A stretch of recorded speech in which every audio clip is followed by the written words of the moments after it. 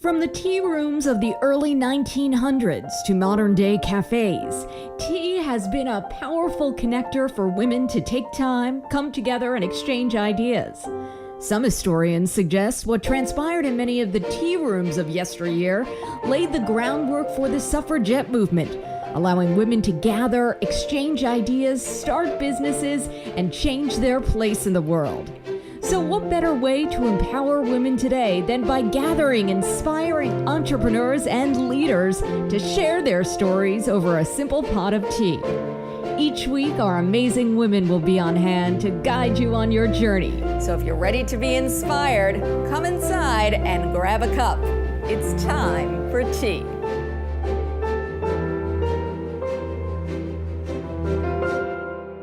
Women have made great strides in the workforce, whether it's starting their own companies as entrepreneurs or working their way up the corporate ladder as intrapreneurs. Here today to discuss how more women can empower themselves and create success are Patsy Doerr, Global Head of Corporate Responsibility, Sustainability, and Inclusion at Thomson Reuters, and Ingrid Vanderveldt, Founder, CEO, and Chairman of Vanderveldt Global Investments and EBW 2020, which is empowering 1 billion women by 2020. Thank you, ladies, so much for being here today. It's wonderful to see you. It's great to be here. Absolutely, wonderful to be here. I'd like to introduce you a little bit to the audience. So, Patsy, tell me a little bit about your background. Okay, sure. So at the moment, as you know, I'm heading up corporate responsibility, sustainability, and diversity at Thomson Reuters, which basically means how you operate as a responsible business, as an organization as a whole. But my background's quite different. So I started off as a pre-med student at an all-men's college, I might add.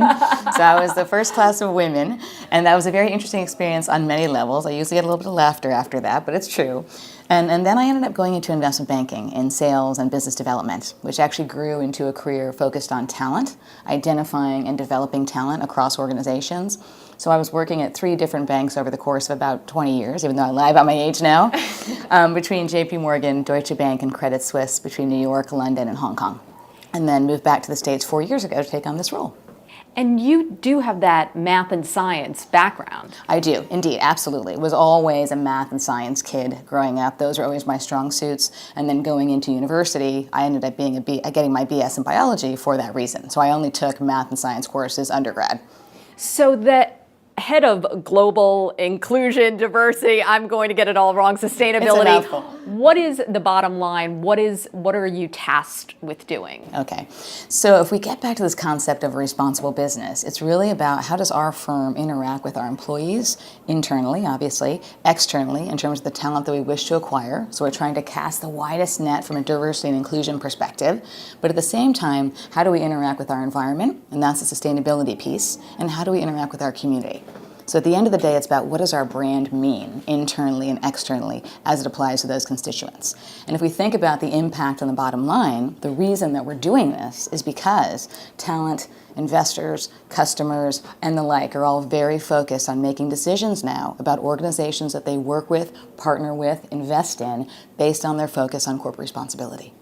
And Ingrid, I would love to introduce you as well. Thank you. I appreciate it. Well, I'm having so much fun listening to your background. So thank you for pulling this amazing group together.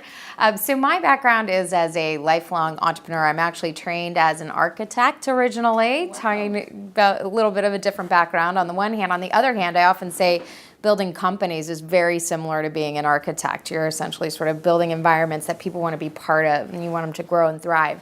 So I have a master's in architecture, and then I went off to get a JD MBA at the University of Texas at Austin. And while I was in business and law school, I started launching ventures, basically, during the dot-com boom. And I was having so much fun doing that I just didn't finish the law school part. I did finish the business school part, and I basically have built a number of companies. So I've built and sold a number of companies. Some of them have done well, some of them tanked terribly, but I've had the whole roller coaster ride of what it's like, especially for a woman, to not only build a venture, but all of my companies have been technology-related companies. And so after the last 2 companies I was running sold, I was inspired on this vision to empower 1 billion women by 2020, getting tools, technology, and resources into the hands of women worldwide to really help inspire them to be everything they could be as leaders and as entrepreneurs. And I knew I needed a global technology partner to be able to do that. So for us to reach 1 billion people in this very short period of time, I could only do it through technology. And that vision is what brought me to Dell. And I spent the last 3 years working as basically part of the executive team as the entrepreneur in residence for Dell. I ended up overseeing entrepreneurial initiatives globally for the company. And very proud to say, like, through that sort of initiative, that sort of intrapreneurship, if you will, through all of our outreach efforts, we actually last year reached 600 million people towards that billion-person goal. So it's really amazing what you can do when you team up with an inspired, visionary global corporation that has that kind of reach, and you do it in a way that you bring in an entrepreneur, an intrapreneur to really collaborate on these new and innovative ideas. So since leaving Dell about a year ago, I launched Vanderveldt Global Investments. I've been investing for many years. I launched a $100 million debt fund, the IV Credit Fund, and I'm founder and chairman of EBW 2020. So I basically oversee a global team of my executives, and then we have 23 global ambassadors, women from around the world who are voices and representatives of their communities around the world that we tap into. What makes the intrapreneur or entrepreneur unique? Okay, that's an interesting question. I've thought about it a lot, actually. In fact, I just wrote an article on what it means to be an entrepreneur, per se, if you will, and it's entitled "Mavericks Wear Armani."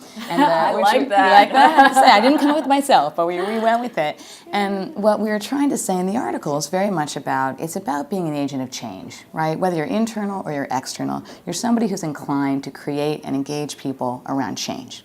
And that's what I think is really the defining factor. I also think that it's very much focused on how you get into an organization, define a vision, make it very, very clear, and get people around that vision. And also, and this sounds very basic, but it's a lot harder to do, is actually make sure there's a link to the business and the bottom line, regardless of what the topic or the area is, right? Diversity and inclusion being one, often seen as a soft exercise. It's actually not at all, right? There's a business imperative there, and there's a bottom line impact. So it's a lot of that. And then finally, I would say that people who generally become intrapreneurs or entrepreneurs are more risk-oriented than other people. I mean, I would say that in my career, and I didn't highlight this earlier, I've never taken an existing job in my life. I've only taken build-outs. So although they were always in corporations, they were always brand new roles on topics I wasn't necessarily a domain expert in. Yeah. So I think that's also part of it as well, that heavy risk orientation and desire to do and try new things. Yeah. Well, I think absolutely. I mean, I think when you said the agent of change, it's really as an entrepreneur and an intrapreneur, and I've been both my entire life. And I think it's you're dealing with a person who really wants to solve new challenges. So we don't want to take on, we're not great managers. I always say I'm an excellent executive, I'm a horrible manager. So you bring in people that are willing to take sort of like think outside the box, see the bigger picture. But a lot of people have asked me over the years, especially with what I did at Dell, they ask, how were you so successful as an intrapreneur? How do you make things like that happen inside a global Fortune 50 organization, a $55 billion company? And it was also exactly to your point, that it was every single thing I did, that while there was this grand vision of what we were trying to do, everything tied to the bottom line. There was a very clear business objective. We were very clear about our measurements.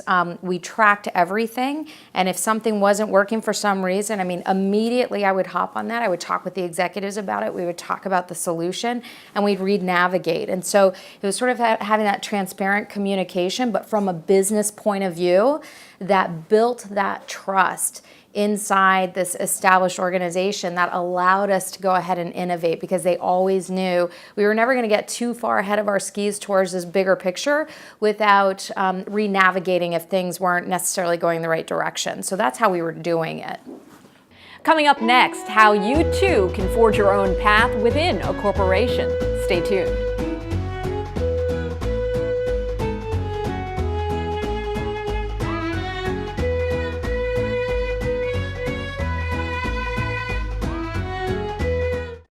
So Patsy, if you want to forge your own path within a company, it is a challenge for anyone, but specifically it's a challenge for women. Oh, absolutely. And if you look at the statistics, there's no doubt that we are faced with an ongoing challenge. It's absolutely not happening fast enough, in my view. Women make up 50% of the workforce approximately, and 26% of leadership. And the numbers get smaller and smaller as you talk about CEO and C-suite positions. And so I think it's really, really important to do a couple things. Number one, take responsibility for your own career. A lot of women don't necessarily do that, and it's very important to really take that responsibility, own it, be proactive, be focused, have clear goals in terms of what you want to achieve. Now, as an entrepreneur, I'd modify that statement a bit because we may not always know where we're going to end up because new opportunities arise, but to have a goal in the sense that you wish to be a leader at X time or you wish to engage people around a particular topic at Y time, but to really have that goal in mind. And as you're doing that, to be conscious of the fact that women do have it a lot harder than men, and there are a lot of reasons for that culturally within the organization. So organizations like ours are very focused on building an inclusive culture, where managers and leaders are held accountable for this type of stuff to support a culture for women and other diverse talent, if you will. But I also think it's important to think about your networks and your sponsors and think about people around you that are going to support you in this journey and take those types of jobs and responsibilities that give you an opportunity to stretch and think less about it. Men are way more risk-oriented. Women are less risk-oriented. We think through things too much. So my big statement is say yes before you say no, always. And did you have a mentor? I did. I've had several mentors. I believe in the philosophy of having, corny expression, but I do believe in the philosophy of having a board of directors, right? At any given time, I have mentors inside and outside the organization who guide me.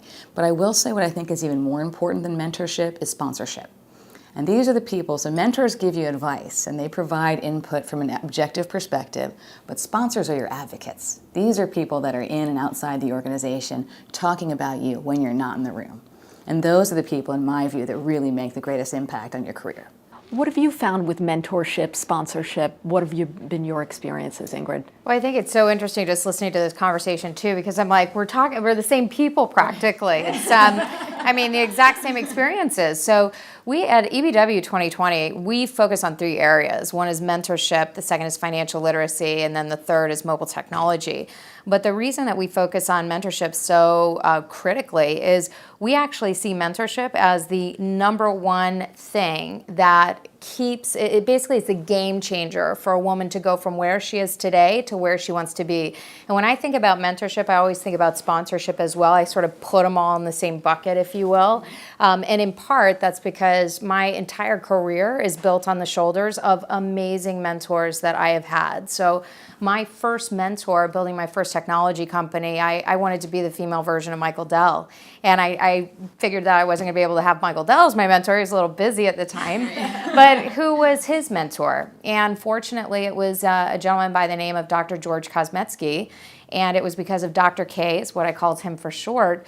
Dr. K was the person that would meet me literally at 4 o'clock in the morning until 6 o'clock in the morning. We would go through our business ideas. He would roll up his sleeves. He would really, he wasn't the person that said, when I thought I had, a really good idea, and this was a thing to do, he would say, that is a good idea, but that's not your $1 billion idea. Keep at it, keep pushing. And he was the one that just kept pushing.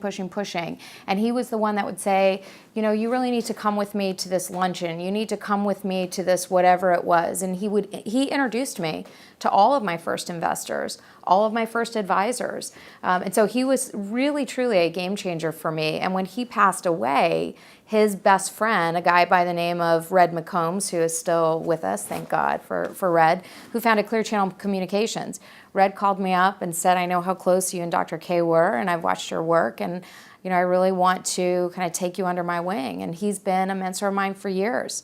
So the mentorship piece is just absolutely critically important. It is the number one thing that a woman can do, again, to take herself from wherever she is today to where she wants to go. Well, do you think that more companies need to have a mentorship program? Because not everyone knows how to find a mentor. How do you find a mentor?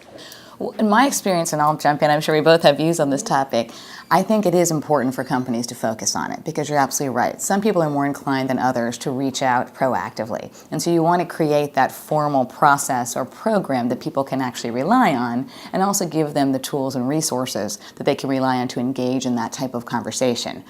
Having said that, I also have, and in parallel, a strong view that the strongest mentor-sponsor relationships are based on real relationships that just happen. And I think, if you look at a lot of formal programs, although I think it's important for organizations to do it for the statement and again to give the tools and resources, the best relationships are those that are built based on an individual conversation that just happens when you go and seek out some input from somebody on an idea, as you were talking about, as opposed to saying, please be my mentor. So I think it's important to sort of address it both ways, if you will. Well, and I think to build on that as well, that a lot of people ask me, they say, how do you get a mentor? And there are a couple things on that front. First of all, back to the point of what you just said, I think it's really, and I always coach women on, instead of thinking about like, what can this person do for me, which is, where we all naturally come from, especially if you're an entrepreneur or intrapreneur, you're like, you just want to build your idea. But if you almost like put that in the parking lot for a moment and think about, who is this person that I really want to spend time with? And what is it that I have? What is the gift that I have? What is it that I am doing that can be of value to them?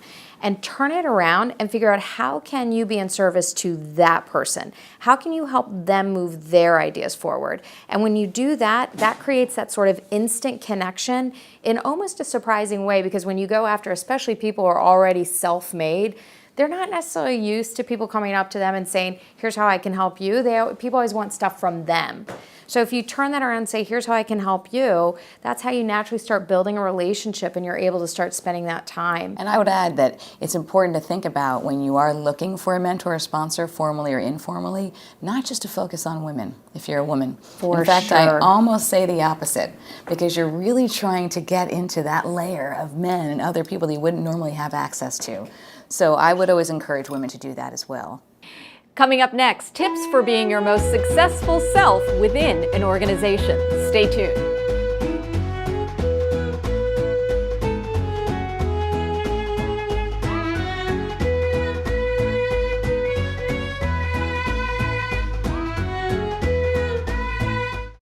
So Patsy, there's been a lot of talk about work-life balance, or lack thereof. What's your take on work-life balance? So my take on that is this work-life integration. As we talked about, it's one concept. I think it all combines in a way which actually is quite exciting in many ways, because companies are starting to take this topic much more seriously. And I think with the rise of technology and advancements in technology, it's way more possible to actually allow people to be in senior and successful global roles by leveraging technology, by working from home, by working on the road. So we're starting to see a lot more of that, which I think helps enhance the work-life balance / integration issue.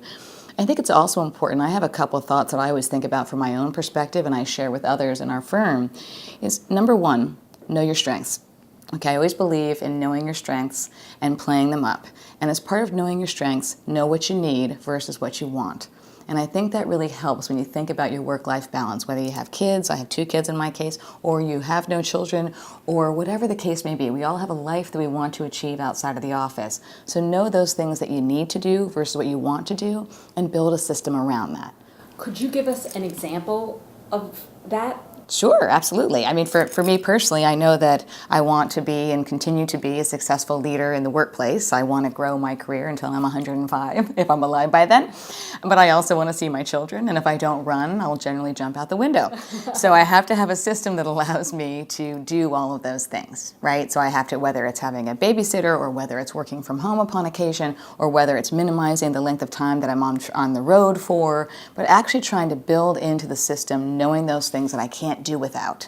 And I think it's really important to be clear on that, because you're never going to be able to do everything at 100%. Just accept that piece and then focus on those things that are most important. And I think the other thing I would add, and I'm sure you'll have some views on this as well, is that you have to be conscious as a woman in particular that unconscious bias exists in every organization.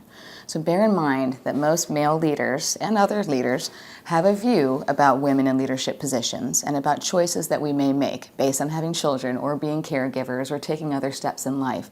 And if you bear that in mind as you're going through these discussions with your leadership, make sure that you're conscious of the fact that the person that you're talking to is making some assumptions about decisions that you may or may not make in the future. So I'm going to give you a very specific example. When I was in about 2006, I was having my performance review at Credit Suisse, and I had 2 very young children at the time. They were 1 and 3. And I'm sitting there with my boss, I'm getting my review, and all I did, I said to him this one line. I said, Siggy, Dr. Siegfried Hohnle, Swiss Bank. I said, Siggy, do not rule out the possibility of me taking on international assignment because I have 2 babies. I got a call a week later to move to Hong Kong. Now, had I never made that statement, he would never have thought of me. Very conservative individual, would have thought that I would want to stay at home with, well, not at home, because I was always working, but in my home country. And a week later, got the call, we moved 8 weeks later. So I encourage people to just realize that bias exists and be very clear in what you want to do.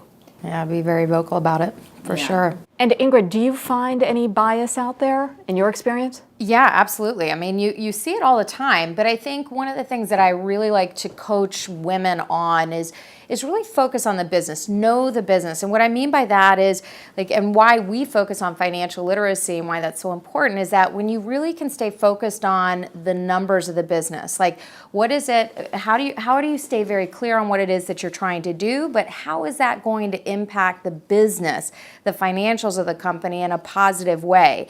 And when you stay focused on that, I always talk about the deal maker mindset. And people who are building companies, building corporations, they have a deal maker mindset. And what I mean by that is, they exist to work deals. Businesses exist to make money. They make money for their shareholders. And so if you can show up and really keep the conversation focused around your value to an organization to move the business forward, especially from a financial perspective, that's instantly going to elevate you in the view of who you're talking with, and really just open up increased opportunities for you to move forward. So it's really taking a look at the finances of the company that you're working for and also watching your own finances at the same time.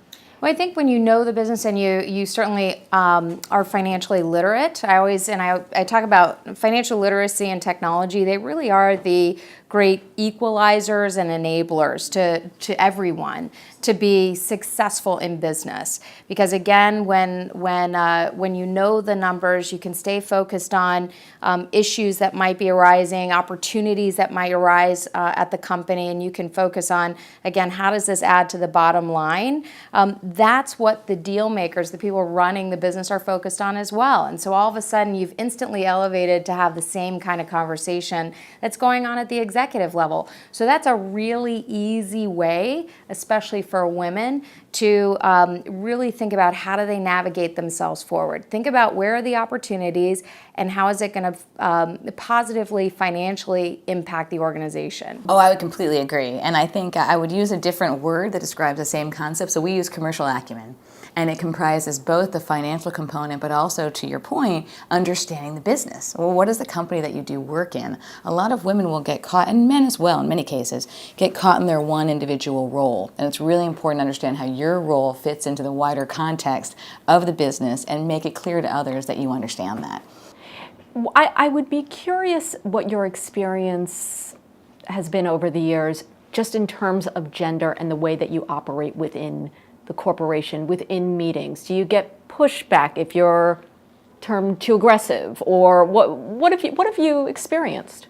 From a personal perspective, it's been quite a journey, and I joked earlier about going to an all-men's college, but I will say that experience really shaped my mindset in terms of understanding how men think and how they operate, and it started at a very young age. I also had a mother who drove a tank for the Now organization across Houston while my dad was looking out the office window and watching her do this. So I kind of came from a family of risk takers, if you will. But definitely, there are little micro inequities, as we call them, that happen in the office that you have to be conscious of, particularly as a woman.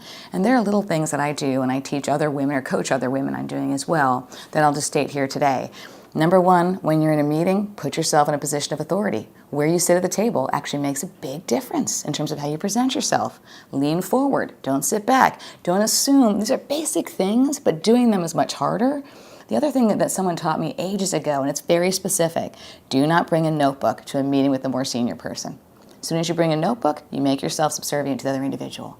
So again, these little micro inequities that I've experienced over the course of my own career and have learned not to do make a difference. And then I'd finally add, one thing that I spend a lot of my time doing is networking, because I believe that an hour spent with a new individual that I can learn something from is way better than 11 hours sitting behind your computer looking at emails or even working on a project. And I think more and more women need to understand that and be bold about it. Ask a man out for a glass of wine. It does not mean that you're going to do something strange or it sends an odd signal. Guys go out for a glass of beer all the time. So I have a lot of male friends, and I go out and advisors and mentors, and the way you present yourself makes a big difference. I say just do it. Final thoughts? Well, and I would say, just to quickly add to that my first venture that I was running, I was told by an advisor when I just could not get the investment fund together, and he finally said, Ingrid, I'll tell you what I think is going on if you'll listen. I said, of course. And he said, you don't look like, act like, sound like, or talk like any of the entrepreneurs that the investors are used to funding. And he said, I frankly, as your advisor, he said, I think I wouldn't be doing you a justice if I didn't tell you, first of all, I don't think you're going to get it done because of this. And he said, and my advice to you would be to go out and try to find a job. And that was devastating to hear at the time, but it was a great lesson too. And so I've learned 3 things that have been critical to my success. Number 1 was get a mentor. Get a mentor that really sees the possibility in the future and also understands the economic value that women bring to the table in business specifically, because people who really get that, they are looking for people just like us, just like the people watching the show, they want our ideas. They want us to show up and bring those to the table. Number 2, definitely if you aren't comfortable with finances, and a lot of CEOs out there aren't, but get comfortable with finances. I'm not talking about being a rocket science financial expert, but know your numbers. Know the blocking and tackling of the numbers. And the third thing I would say is surround yourself with, I say a group of 5. It's really the Mohammed Yunus model from the Grameen Bank, but if you surround yourself with 4 other like-minded, in this case women, but who are all aspiring to do really big things, and you can sort of have this circle of confidence to really share with one another, share ideas, share your challenges, help one another out. Those are the 3 things that have been really critically important to my own success and overcoming all of the doubters. Well, I think any woman out there would be very lucky to have either of you in their circle. So thank you so much. Thank you. Cheers. Cheers. Yes. Thank you. It's been wonderful. Thank you for coming. That wraps up this week's edition of the Working Woman Report. Be sure to check us out in the social media world on Facebook, Twitter, and of course our website, workingwomanreport.com. Tune in next time for more fantastic tips and ideas by our amazing women. Who knows? Maybe you're next. See you then.